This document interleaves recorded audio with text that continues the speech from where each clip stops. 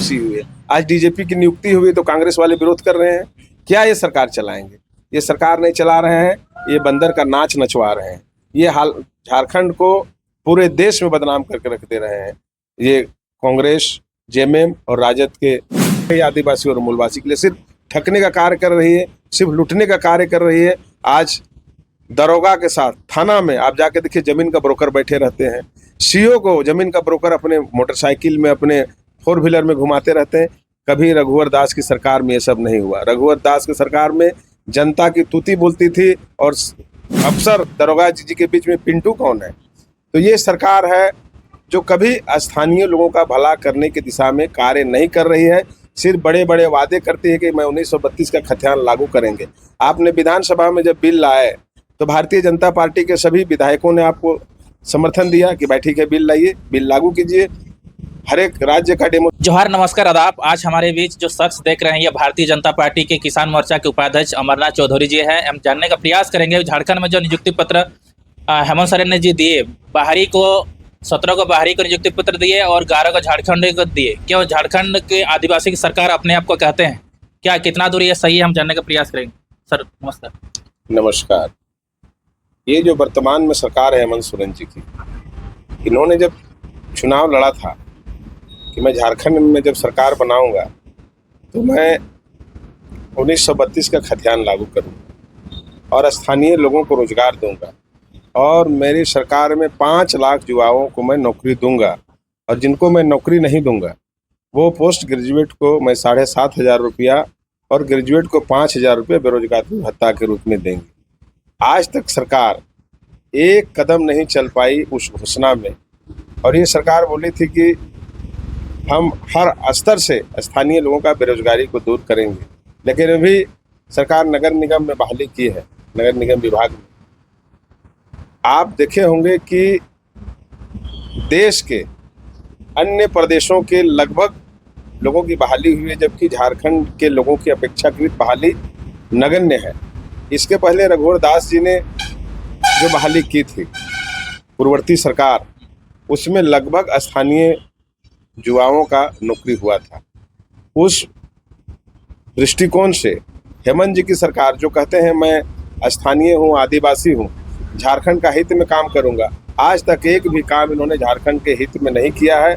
और जो भी सरकार कांग्रेस के साथ बनती है, कांग्रेस उसको बर्बाद कर देती है और कांग्रेस हेमंत सोरेन और जेएमएम को निश्चित तौर पर बर्बाद करने पर तुली हुई है। आज आपने देखा होगा कि डीजीपी की नियुक्ति हुई है, उसमें भी कांग्रेस की विरोध कर रहा है कि डीजीपी हमसे पूछ कर बनाए। मुख्यमंत्री क्या डीजीपी किसी से पूछ के बनाएगा? सरकार का मुखिया कौन होता है? मुख्यमंत्री होता है। लेकिन कांग्रेस उसमें भी कह रहा है कि हेमंत सोरेन को हमसे पूछ के डीजीपी बनाना चाहिए। मतलब कांग्रेस पूरे झारखंड राज्य को लूट का अड्डा बनाना चाहता है। और आप देखे होंगे कि जब से हेमंत सोरेन जी के नेतृत्व में कांग्रेस और राजद के मिलीभगत से सरकार बनी है, इनकी मिलीजुली सरकार जब से बनी है, तब से झारखंड की क्या हालत हुई है, किस क्षेत्र में लूट नहीं है। आप ब्लॉक चल जाइए, खाता प्लॉट नंबर भी चढ़ाना है तो पैसा लगेगा, मोटेशन भी कराना है तो पैसा लगेगा। जमीन दलालों का और ब्रोकरों का आप जाके देखिए, थाना में, ब्लॉक में, सभी जगह राज चल रहा है। एक छोटा सा दरोगा बोलता है मैं आपको पिंटू से बात करा दूंगा। अभी पिंटू कौन है ये दरोगा जी जाने और ये हेमंत जी जाने कि हेमंत जी और दरोगा जी के बीच में पिंटू कौन है। तो ये सरकार है जो कभी स्थानीय लोगों का भला करने की दिशा में कार्य नहीं कर रही है।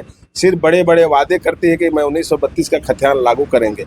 आपने विधानसभा में जब बिल लाए तो भारतीय जनता पार्टी के सभी विधायकों ने आपको समर्थन दिया कि भाई ठीक है, बिल लाइए, बिल लागू कीजिए। हर एक राज्य का डेमोसाइल होता है, यहाँ भी आप डेमोसाइल लाइए। बीजेपी की सरकार रघुवर दास जी के नेतृत्व में 1985 का कानून नियम बनाई थी। आप उसी कानून को 70 ले जाइए, 65 ले लाइए, 32 ले लाइए। रास्ता तो बीजेपी वाला ने बना दिया है, उस रास्ते को अब ठीक ठाक करिए। कोई तो चल के दिखाया ना। लेकिन हेमंत सोरेन जी डेमोसाइल पर और स्थानीय नीति पर एक कदम चलने का काम नहीं किया है। सिर्फ झूठ, फरेब और लूट हेमंत जी के नेतृत्व में, और सिर्फ झारखंड के बेरोजगारों को ठगने का कार्य, झारखंड के आदिवासियों को ठगने का काम, झारखंड के मूलवासियों को ठगने का काम हेमंत जी कर रहे हैं। और हेमंत जी की ज़्यादा दिन की सरकार अब नहीं है। अब 2 महीना इनका कार्यकाल बचे हैं और 2 महीने के बाद जब सरकार आएगी बीजेपी की सरकार आएगी और जितना इनके काले कारनामे हैं ये निश्चित तौर पर अभी तो बेल में है, पुनः ये जेल में जाएंगे। जितना ही जनता को जिस तरह से ठग रहे हैं और जिस तरह से झारखंड की जनता आदिवासी और मूलवासी भोले भाले जनता को ठग के सरकार बनाए और जिस तरह से नौकरी बेचने का कार्य कर रहे हैं, जिस तरह से उद्योग धंधा को बेचने का कार्य कर रहे हैं, सभी जनता को नज़र है कि हेमंत जी क्या काम कर रहे हैं। कांग्रेस और राजद के सहयोग से जो ये झारखंड को लूटखंड बनाए हुए हैं, अब बहुत दिन इनका लूट का कांड चलने वाला नहीं है। अब जनता सब जानती है और समय में हेमंत सोरेन जी को और कांग्रेस को, राजद को जवाब जनता जरूर देगी। सर 1932 का जब खतियान की बात किए तो हेमंत सोरेन ने बोल रहे थे कि हमने तो राजभवन पहुंचाए थे, राजभवन से बीजेपी वाला इसको लौटाए। आप राजभवन पहुंचाए तो आपके पास विधि विभाग है ना झारखंड का, विधि विभाग ने आपको क्या राय दिया? विधि विभाग से आप राय लिए? आपके अधिवक्ता हैं, उनसे राय लिए? सरकार की तो अधिवक्ता होती है ना, महाधिवक्ता होते हैं, तो उनसे राय लेके आप कानून ऐसा बना के भेजिए कि वो कानून सर्वसम्मत से लागू हो जाए, राज्यपाल भी उसको मान ले, जो कानून सम्मत हो। 1985 का कानून रघुवर दास जी ने बनाया था, आप 1932 का बनाए तो उसी तर्ज पर लेके आते तो वो जरूर मान्य होता। आप ऐसा बना के भेजते हैं जो कि मान्य नहीं हो और यहाँ का लोगों को आप ठगें, यहाँ का भोली भाली जनता, यहाँ का आदिवासी, यहाँ का मूलवासी को ठगने का कार्य करते हैं और ऐसा मसौदा तैयार करके भेजते हैं ताकि वो संवैधानिक नहीं हो, असंवैधानिक हो। तो क्या असंवैधानिक चीज़ें कहीं पर मान्य होती है? तो इसी तरह का असंवैधानिक प्रस्ताव हम कहीं भेजेंगे तो मान्य नहीं होगी ना। तो असंवैधानिक प्रस्ताव सरकार को कभी नहीं भेजना चाहिए। अगर हम सरकार में हैं तो संविधान के दायरे में है, हर चीज़ की संविधान में तय है कि किस चीज़ को क्या बनाना है। और जब हम 1932 का भेज रहे हैं तो हम संवैधानिक दृष्टिकोण से ऐसा भेजें कि वो लागू हो जाए, वो कोर्ट भी माने, वो सुप्रीम कोर्ट भी माने, न्यायालय का भी आदेश हो जाए। निश्चित तौर पर संविधान के दायरे पर रह के सभी कार्य को करना चाहिए। बीजेपी की अगर सरकार आती है 2025 में तो आप लोग किस आधार पे आप लोग क्या? निश्चित तौर पर हम लोगों ने 1985 में रघुवर दास जी के नेतृत्व में 1985 का जो कटअप डेट रखा था, निश्चित तौर बीजेपी की सरकार आएगी तो स्थानीय लोगों को 1985 में भी अभी जो बहाली हुई उससे बहुत अच्छी बहाली थी और आने वाले समय में भारतीय जनता पार्टी स्थानीय लोगों को, यहाँ के मूलवासी को और यहाँ का आदिवासी को निश्चित तौर पर रोजगार उपलब्ध कराएगी और यहाँ के लोगों का हक और अधिकार देने का काम सिर्फ और सिर्फ भारतीय जनता पार्टी ही करेगी। चूँकि अलग राज्य भारतीय जनता पार्टी ने किया है तो झारखंड को संवारने का काम और विकास करने का काम और यहाँ के लोगों को रोजगार देने का काम ही भारतीय जनता पार्टी ही करेगी। श्रद्धेय अटल बिहारी वाजपेयी जी ने झारखंड को अलग किया। आज श्रद्धेय अटल बिहारी वाजपेयी जी हमारे बीच नहीं है।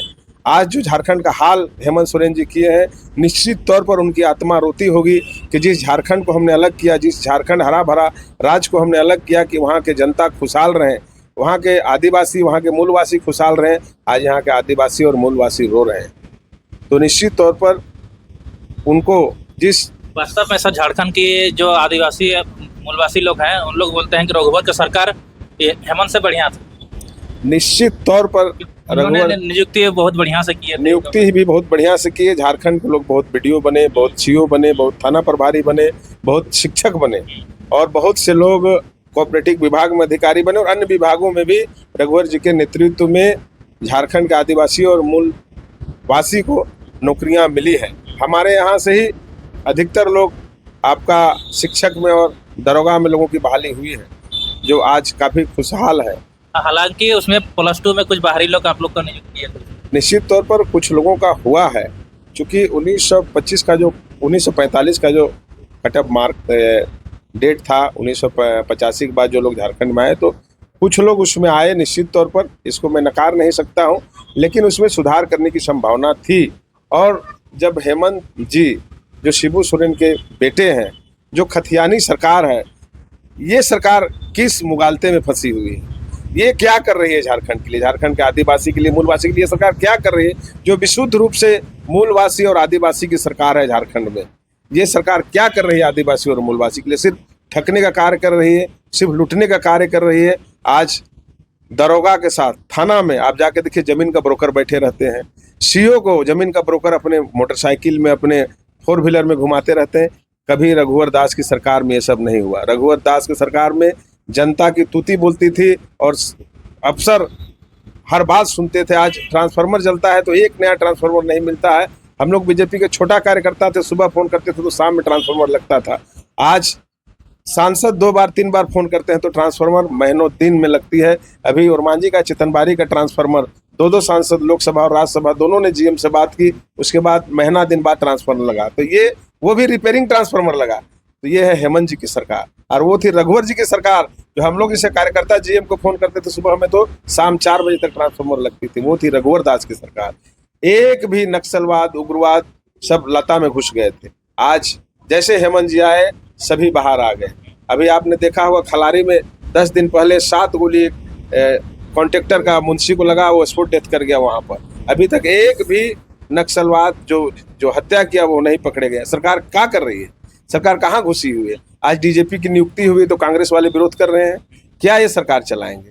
ये सरकार नहीं चला रहे हैं, ये बंदर का नाच नचवा रहे हैं। ये हाल झारखंड को पूरे देश में बदनाम करके रख दे रहे हैं। ये कांग्रेस, जेएमएम और राजद के जो लीडरान है सो इनको जरा भी चिंता नहीं है, जरा भी सिंपैथी नहीं है झारखंड के लोगों के प्रति। यहाँ का मूलवासी और यहाँ का आदिवासी कैसे रोजगार उत्पन्न कर रहे हैं, कैसे जी रहे हैं। इनके राज्य में ट्रक के ट्रक जो आपका जन वितरण प्रणाली का